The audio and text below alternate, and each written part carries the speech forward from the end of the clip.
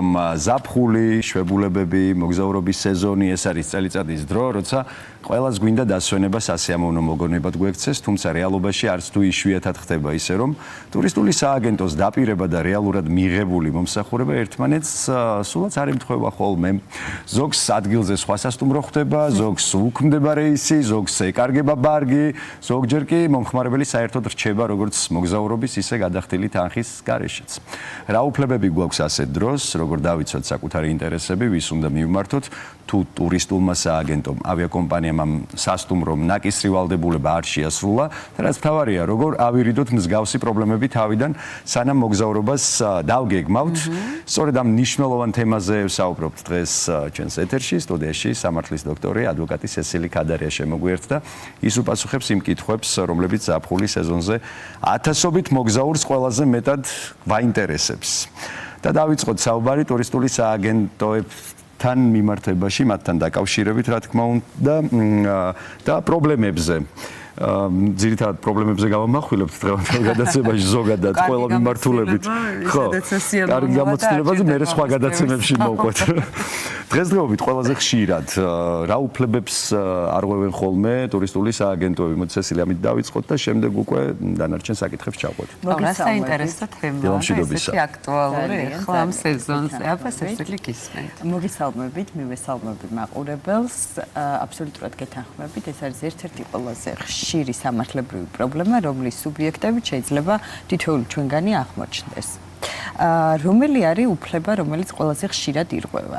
პირველ რიგში დავიწყებ მცდარი და არასრული ინფორმაციის მიწოდება მომხმარებლისთვის, ტურისტისთვის. მეორე საკითხი არის ზედმეტი დაპირებები. ზედმეტი დაპირებები, დიახ, და შეცდომაში შემყვანი, ასე ვთქვათ, ინფორმაციის მიწოდება. და მინდა აქვე აღვნიშნო, რომ სამწუხაროდ ეხლა პატარა ექსპერიმენტი რო ჩავატაროთ მე და თქვენ და შევიდეთ Facebook გვერდზე. და 10-დან 8 პოსტი რომ დავინახოთ, 8 პოსტში შესაძლებელია რომ არ იყოს ზუსტი ინფორმაცია მოწოდებული, თუნდაც ფასთან მიმართებით. და მე პირადად პერსონალურად ვგეგმავდი ტურს, სადაც იმ ფასში და იმ პირობებში ვერასდროს ვერ გავედით. და ეს ერთი არის ხვდებით სარეკლამო რგოლებში და მეორეა რა გვხდება რეალურად. რა გვხდება რეალურად და ფასნამატი ხშირად არამხოლოდ 100%, შეიძლება 300 და 400%-ით აღემატებოდეს, რაც ეს უკვე არის შეცდომაში შემყვანი ინფორმაცია. ესე იგი ეს რაღაც ჭრალჭრალი ბანერები სარეკლამო ხრიკია მხოლოდ. დიახ, თუმცა მინდა გითხრათ, რომ დღესდღეობით საქართველოში მოქმედებს მომხმარებლის უფლებათა დაცვის შესახებ სპეციალური კანონი, სადაც სახელმწიფომ დაარეგულირა ინფორმაციის გადაცემის წესი თვითონ მომხმარებლისთვის და მინდა გითხრათ, რომ თითოეული ჩვენგანი ვართ მომხმარებელი ტურისტული პაკეტის შეძენის დროს.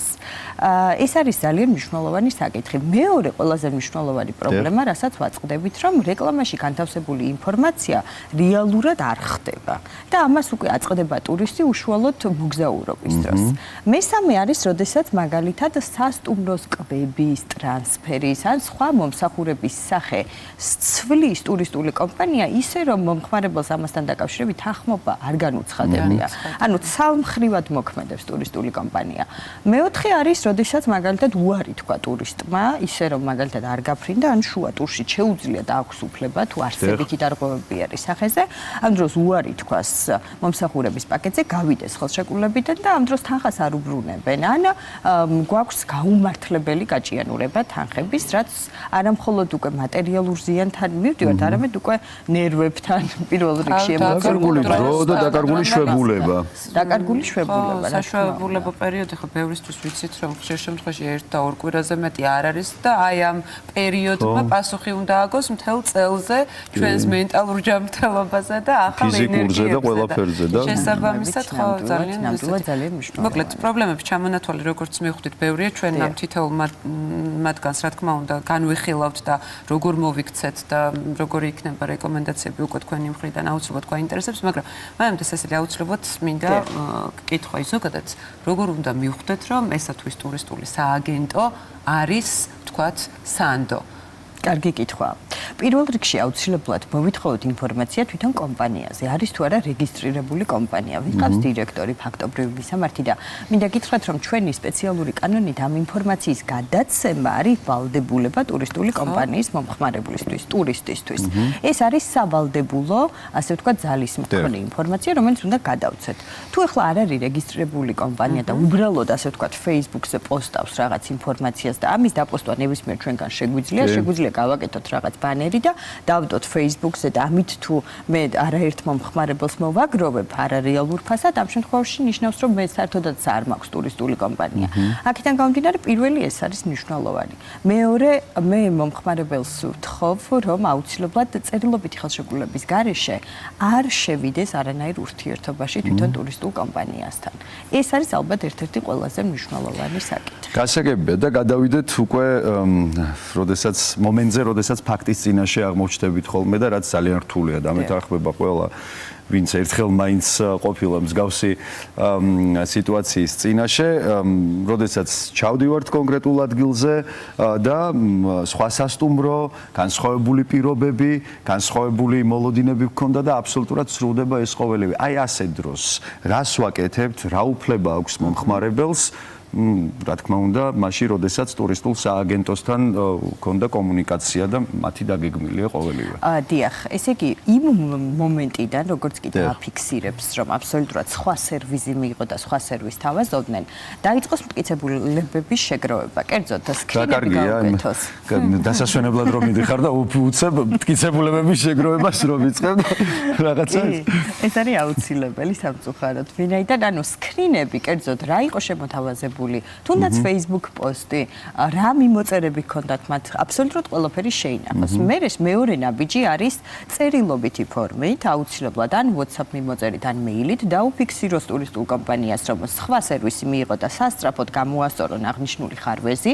ეს იქნება სხვა სასტუმროში განთავსება თუ, რა ვიცი, ფასის დაკლება, რომელიც აწყობს ამ შემთხვევაში ტურისტს, დაუფიქსიროს კონკრეტულად რა შესთავაზეს, რა მოთხოვნები აქვს და როგორ უნდა შესრულდეს. და ხოლო თუ ეს ყველაფერი არ იქნება შესრულებული, ამის შემდეგ უფლება აქვს უკვე უარი თქვას თავად ხელშეკრულებას. და ამ დროს მაგალითად თუ ესა თუ ის ტურისტული სააგენტო გაქრა ჩვენი თანხაც მიითვისა, რა უფლებები გვაქვს ასეთ შემთხვევაში? შეიძლება გვაქვს ეს მტკიცებულებები, მაგრამ როგორ ვიქცევთ? აი რა არის პირველი ნაბიჯი? პირველ რიგში, რა თქმა უნდა, არასასიამოვნო ფაქტია და აუცილებლად ყველანაირ წერილობით მტკიცებულებას ვაგროვებთ და ვიწყებთ უკვე სამართალ წარმოებას. ეხლა ნახეთ, მანდ არის ორი საკითხი, რომ გავმიჩნო. თუ თავიდანვე მიზანი ქონდა ტურისტულ კომპანიას, რომ უბრალოდ თანხები უნდა ეგროვებინა და მისი მიზანი არ იყო ტურისტული პაკეტის შეთავაზება, შემდგომში განხორციელება და ასე შემდეგ და თავიდანვე გაქრება, აქ უკვე სისხლის სამართლის ნიშნებთან მაქვს საქმე, ვინაიდან შეიძლება თაღლითობა დაკვალიფიცირდეს. თან თუ დიდი ოდენობის, ასე ვთქვათ, მომხმარებელი ყავდა.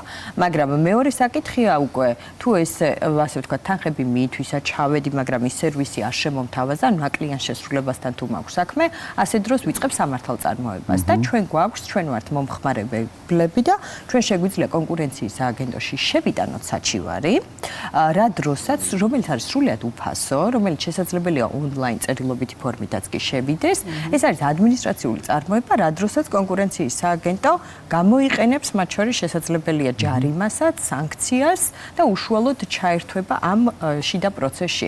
პარალელურად ახლა, როდესაც მაგალითად დიდ ტურს ეხება, დიდ ფინანსურ ზიანს ეხება საქმე, მაგ დროს შესაძლებელია პარალელურად და პირდაპირ მივმართოთ სასამართლოსაც, ავიყვანოთ ადვოკატი, თუმცა ამ შემთხვევაში უკვე ვიხდით ბაშს. გასაგებია, მოკლედ ესე იგი ნებისმიერ შემთხვევაში კარგად ვერთობით სამყურში.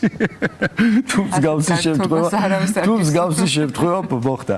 კარგი, ეს რაც შეეხებოდა სააგენტოებს, თუმცა აქვე ისიც უნდა აღვნიშნოთ, რომ უამრავი კეთილსინდისიერი ადამიანი მუშაობს, უამრავი პასუხისმგებლობით სავსე სააგენტო არსებობს და მათ ენდობიან ხოლმე ადამიანები და ყოველთვის მართლდება კიდევაც ეს იმედები. მაგრამ ადამიანები, რომლებიც სააგენტოებს მიღმა თავისი ძალებით დამოუკიდებლად ახერხებენ ხოლმე მოგზაურობას და ბევრი ვიცით ასეთი, ხო, ძალიან გამარტივდა ეს ტექნოლოგიებმა ეს ყველაფერი მარტივი გახადა, შესაბამისად ბევრი ადამიანი თვითონ გეგმავს სასტუმროსაც თვითონ იღებს სხვადასხვა ხო სოციალური ქსელების საშუალებით, ინტერნეტის საშუალებით და ყველაფერს თვითონ აკეთებს. ამ დროს რა უფლებები აქვს დაუშვათ თუ ფრენა დაგვიანდა ან რაღაცა მოლოდინები არ გამართლდა ჩასვლის მომენტში ჯავშანთან დაკავშირებით და ასე შემდეგ.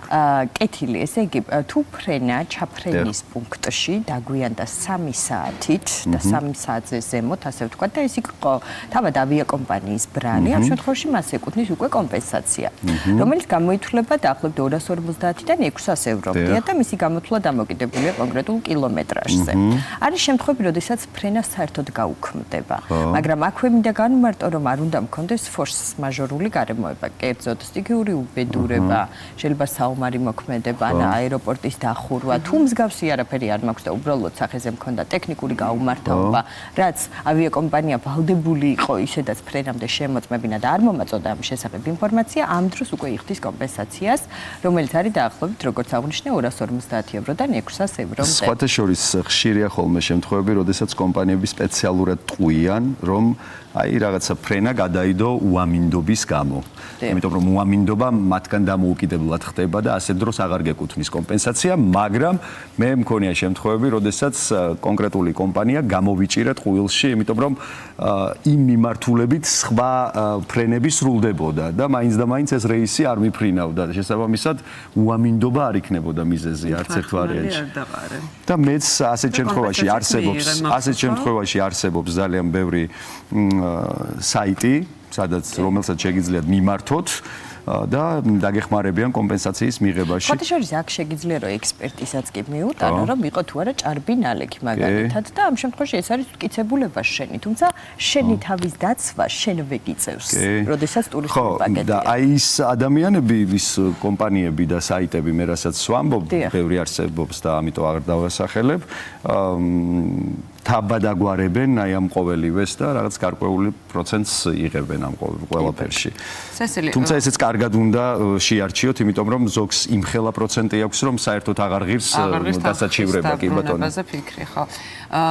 იდევე ერთ-ერთი ყველაზე გავრცელებული პრობლემა და ბევრი ადამიანისთვის საკმაოდ მკივნეული საკითხი უკავშირდება ბარგს, ბარგის ან დაკარგვას, მის დაზიანებას, ან დანიშნულების ადგილზე, ვიცით რომ არის შემთხვევები, რომ არევიათ, თქვათ მგზავრებს ერთმანეთის ბარგი და ასე შემდეგ, მოკლედ შემთხვევა არის საკმაოდ ხშირად ასეთი, როგორ ვიქცევით ასეთ დროს? კი ბატონო. ასეთ დროს, როგორც კი აღმოვაჩენთ, რომ მაგალითად ჩემი ბარგი არ არის, ასე ვთქვათ, განთავსებული, ვერ მივიღე, ამ შემთხვევაში არავითარ შემთხვევაში არ დავტოვოთ აეროპორტი. არსებობს იქვე დაკარგული ბარგების ოფისის ეძახიან, სადაც გავსებინებენ ოფიციალურ აქტს. სადაც უნდა შეიყვანო მონაცემები შენი ფრენის შესახებ, თუ ფოტოსურათი გაქვს ბარგთან დაკავშირებით, აუცილებლად ყველა მტკიცებულება დაურთეთ თან, მათ შორის ჩასხდომის ბარათიც და აქ არის მნიშვნელოვანი ერთი გარემოება, ნახეთ, თუ 21 დღემდე ვერ იპოვა ავიაკომპანიამ თქვენი ბარგი, უკვე 21 დღის შემდეგ ბარგი ითვლება დაკარგულად.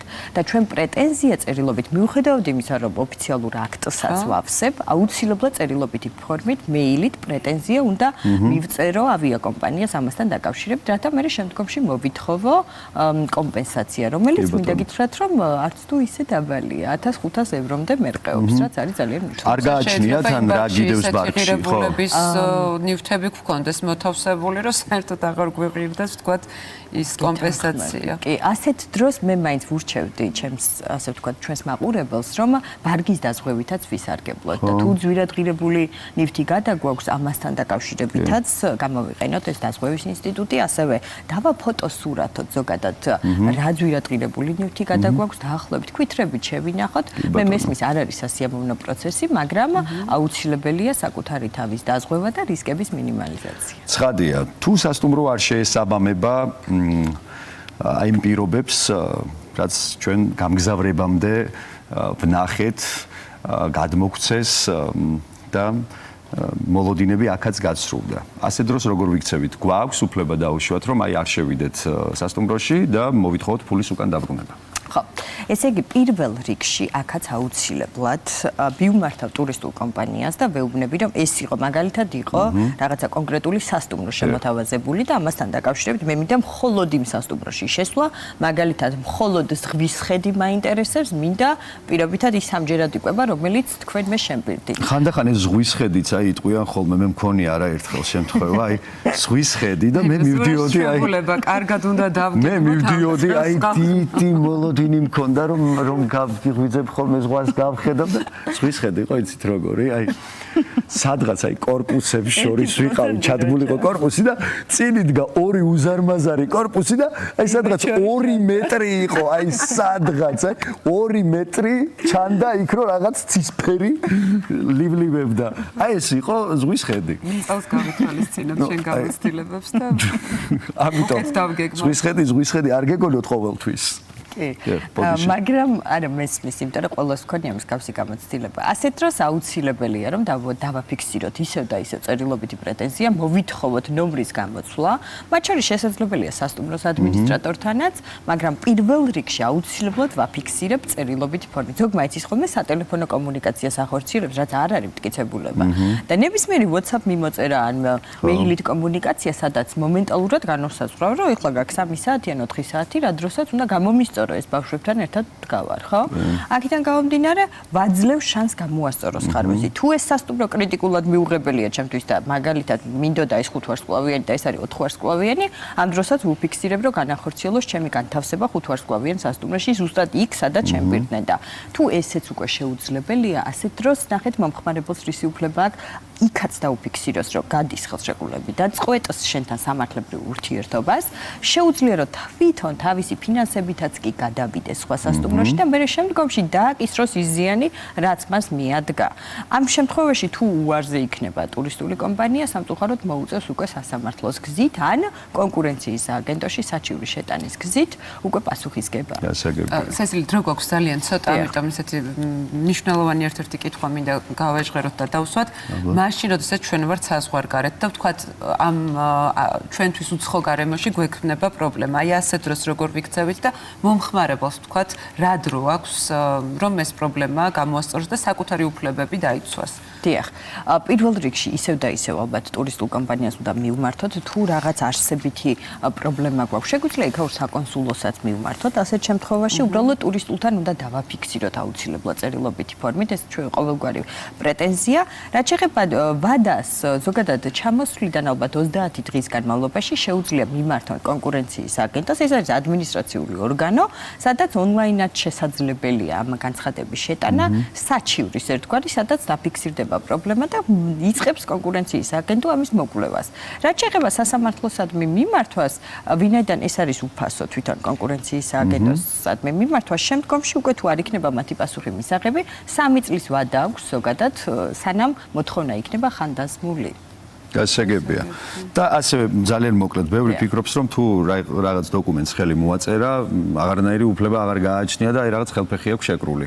ეს რამდენად შეესაბამება სიმართლეს? ეს სიმართლეს არ შეესაბამება და რატომ არ შეესაბამება? ნახეთ, თითოეული ჩვენგანი არის მომხმარებელი. ეს იყო კენედის ცნობილი ფრაზა, რომელმაც მომხმარებლის უფლებათა დაცვის შესახებ, ასე ვთქვათ, კანონიც კი შეიმუშავა. და მე მინდა გითხრათ, რომ მომხმარებელი არის სუსტი მხარე ნებისმიერ კომპანიასთან ურთიერთობის დროს, განსაკუთრებით ისეთ გიგანტთან, როგორც არის ტურისტული კომპანია. ასეთ შემთხვევაში უკვე სახელმწიფო ერევა და იცავს როგორც სუსტი მხარის უფლებებს. ვინაიდან მას გააჩნია დაბალი ინფორმირებულობის სტანდარტი, ის არ არის ძლიერი მომლაპარაკებელი.